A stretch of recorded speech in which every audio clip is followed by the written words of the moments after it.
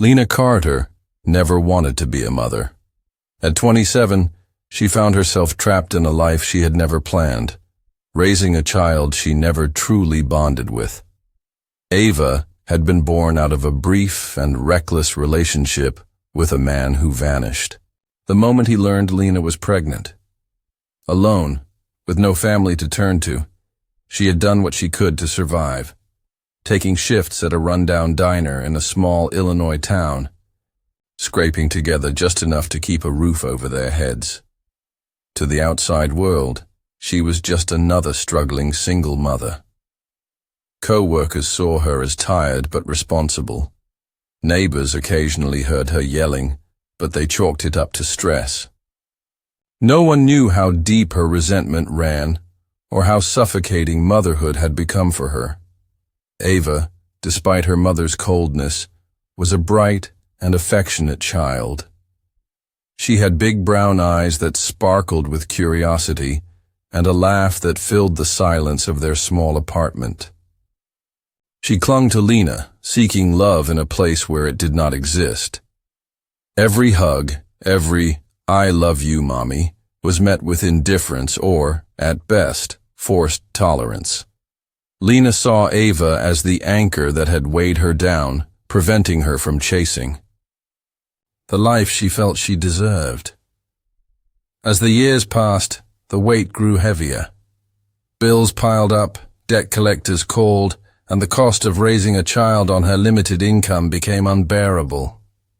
Lena had little patience left. Ava was needy, always asking for attention, food or toys that Lena couldn't afford. The frustration boiled inside her, turning into quiet, simmering rage. She began to fantasize about a life without Ava, where she was free to do as she pleased, without a child holding her back. It was during one of these dark moments that an idea took root. At first, she considered abandoning Ava somewhere, leaving her at a hospital, a fire station, or even on the steps of a stranger's house. But fear of being caught, of the authorities tracking her down, kept her from acting on it. Then she turned to something more official: adoption. Lena started researching adoption agencies, hoping to legally remove Ava from her life. She envisioned a clean break, handing the child over to strangers who would take on the burden she no longer wanted. But the process was not as simple as she had hoped. Agencies required extensive paperwork, home visits, and most frustrating of all, the consent of both parents. Without the father's signature, adoption was nearly impossible. She tried to claim he was untraceable, but the agency wouldn't budge. They needed legal proof of abandonment, something she couldn't provide. Every door she tried to open was slammed shut. It felt like the universe was conspiring against her, trapping her in a life she despised. As days turned into weeks, Lena's desperation twisted into something darker. She was running out of options. The thought crept into her mind like a whisper, at first subtle, then louder, until it consumed her completely. If she couldn't give Ava away, she would have to make her disappear another way. Lena couldn't shake the thought once it took hold. It started as a fleeting idea, something her exhausted mind whispered in the dead of night. But the more she dwelled on it, the more it made sense. She had spent 5 years struggling, barely making ends meet. And for what? A child she never wanted? A life she despised?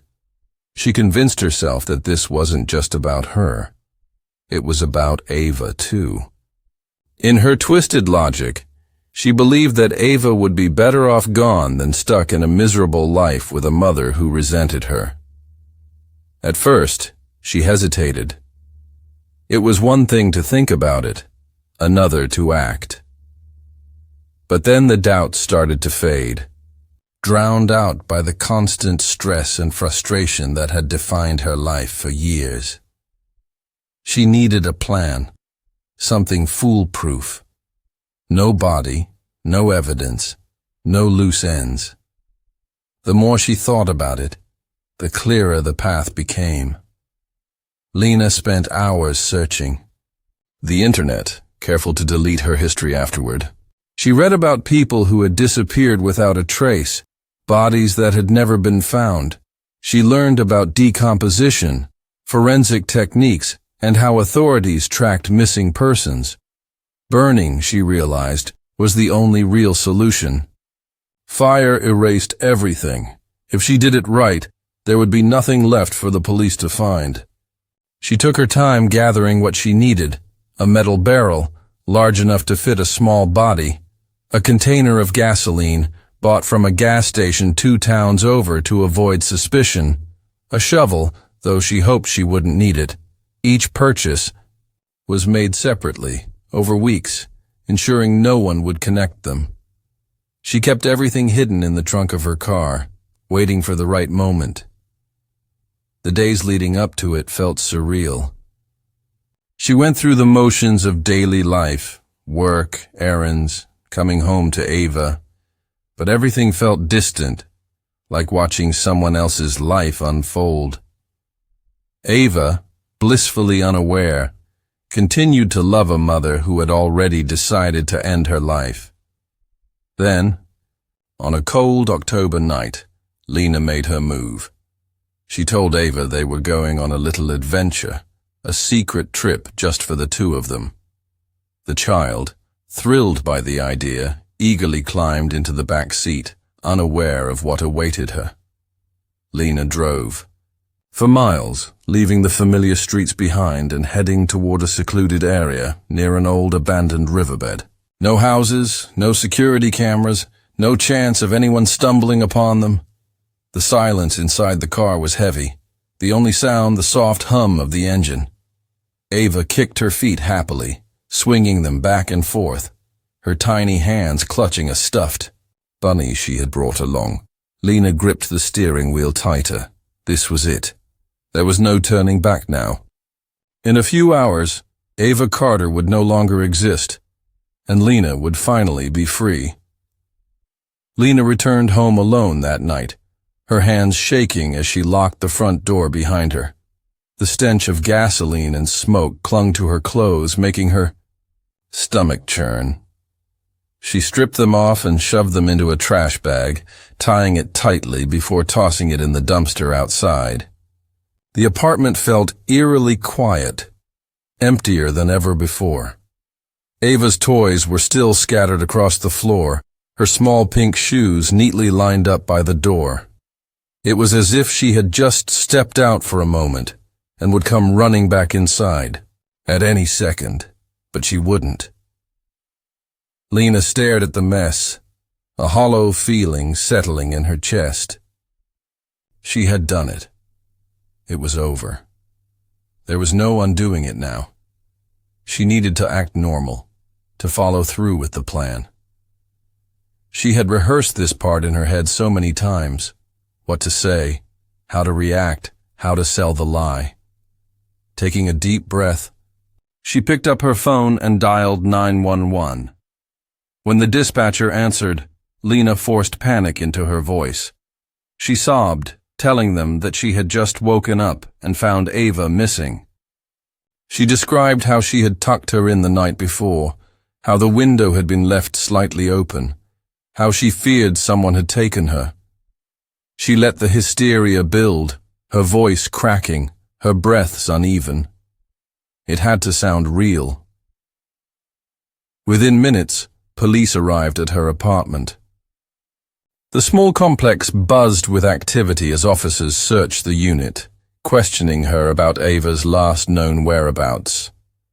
Neighbors gathered outside, murmuring among themselves, their faces filled with concern. Some had seen Ava playing just the day before, her laughter echoing in the courtyard. Now she was gone. The search began immediately. Flyers were printed and posted all over town, featuring Ava's smiling face beneath bold letters that read, "Missing." News stations picked up the story, broadcasting Lena's tearful pleas for help. She stood in front of the cameras, clutching one of Ava's stuffed animals, begging for her safe return. Her performance was flawless, but the detectives weren't so easily convinced. Something about Lena's story felt off. There were no signs of a break-in, no footprints outside the window, no evidence of an intruder. The apartment was too clean, too staged. And then there was Lena herself. Her grief seemed calculated, her tears appearing on cue. To seasoned investigators, it was a familiar act. As the days passed with no leads, suspicion grew.